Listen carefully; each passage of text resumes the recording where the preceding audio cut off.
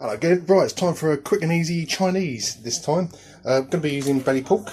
Sometimes I use chicken, but today it's going to be belly pork. Takes a while, takes about an hour in the oven, but we'll get to that.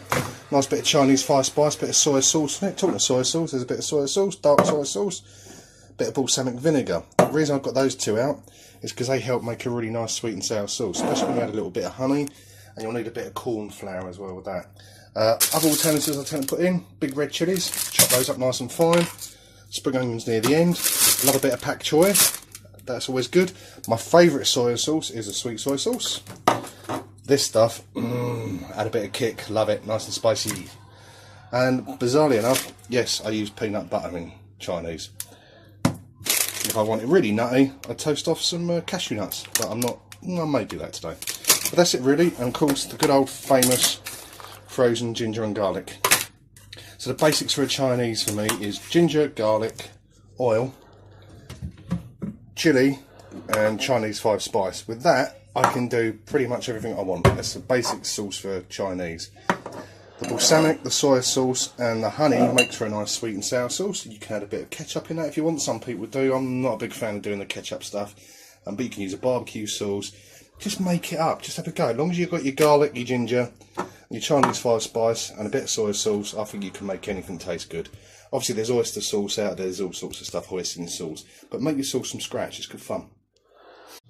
Okay, chopped up garlic, ginger, some red chilli, chopped up belly pork. Just need to add some Chinese spice, 5 spice. You can actually make that yourself if you really want it to be particularly flash and clever, but hell, the time it takes to make it, just chuck it out. Okay, so a bit of that and just a bit of soy sauce.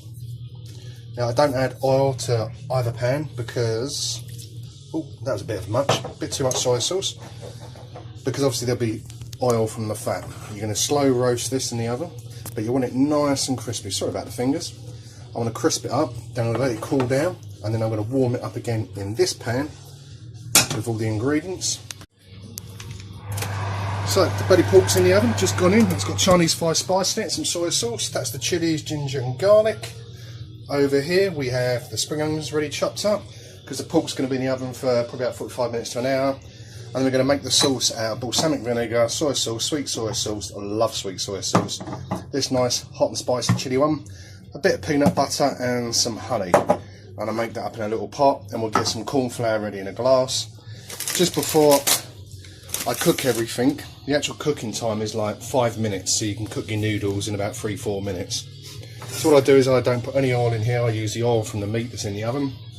The pork will cook, I let the pork cool down, I then chuck the pork in here, cook it all through, chuck in the cashews, give them a little toast, and then chuck the sauce in with the corn flour. That's it, it's so simple. Last but not least, spring onions, pak choy. Job done. So I just sprayed in some balsamic vinegar in there. It's not loads, you don't need loads. We're not trying to be making the biggest sauce in the world. Now we get some sweet soy sauce in. I absolutely love this stuff. I don't add salt when I cook Chinese because soy sauce is invariably quite salty. I'm going to finish that bottle off. Again, I would say 2 parts of the sweet soy or 2 parts of soy sauce to the balsamic. The balsamic gives it quite a sweet flavour, but a bittersweet flavour as well, I find. So, but what I'm going to say to you is just guess it. Just do what you think it needs to be. Dip your finger in and try it. And if it's crap, start again. And if you haven't used much, it's not a problem. A bit of my favourite stuff. I like a bit of kick. So we'll blob some of this in it.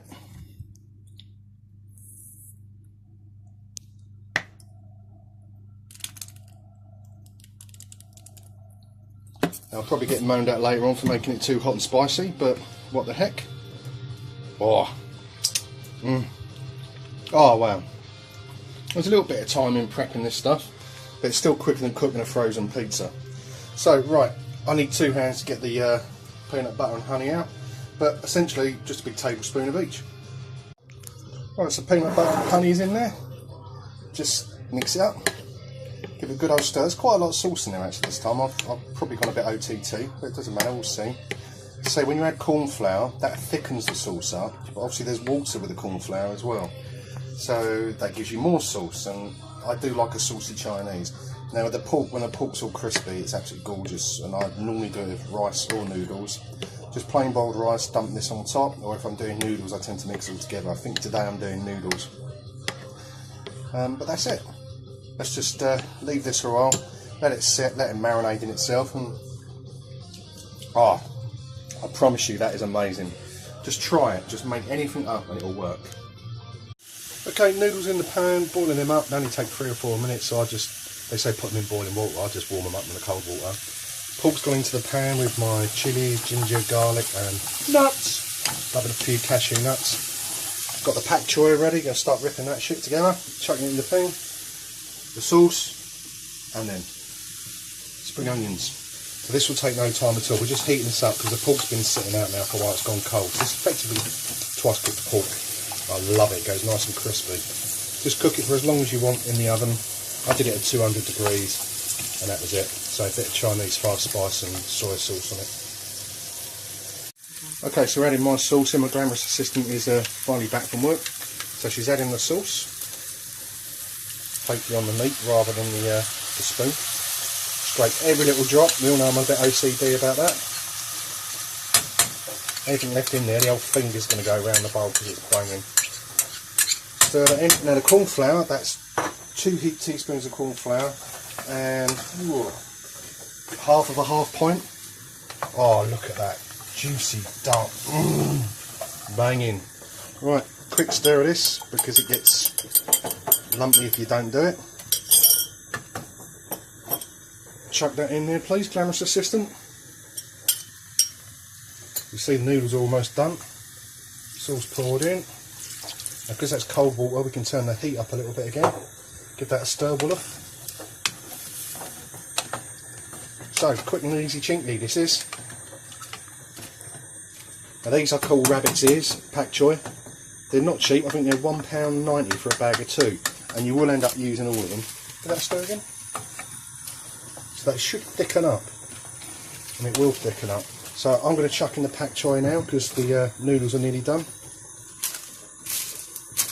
So pak choy in. Don't worry that there's it looks full. You can add mushrooms, you can add carrots, asparagus is good, green beans, mangi tout, mange tout, all of that stuff's good. Chuck in my spring onions at this stage as well, might as well. And hopefully she'll stir that down and it will all start to break down a bit. Sorry about the iffy camera work. Hey, drain the noodles off. And then we're going to chuck them in here. You don't have to. Boiled rice is nice with this and just chuck this on top. You can really see that is such a lush sticky sauce and I'll tell you what, it tastes really good. The glamorous assistant is tossing in her noodles. Nom nom nom nom nom.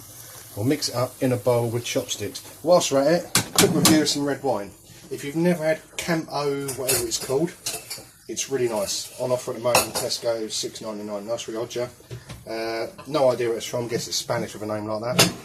But it's lovely. Really good wine. Really cheap wine. I've had 2 fantastic wine in my life.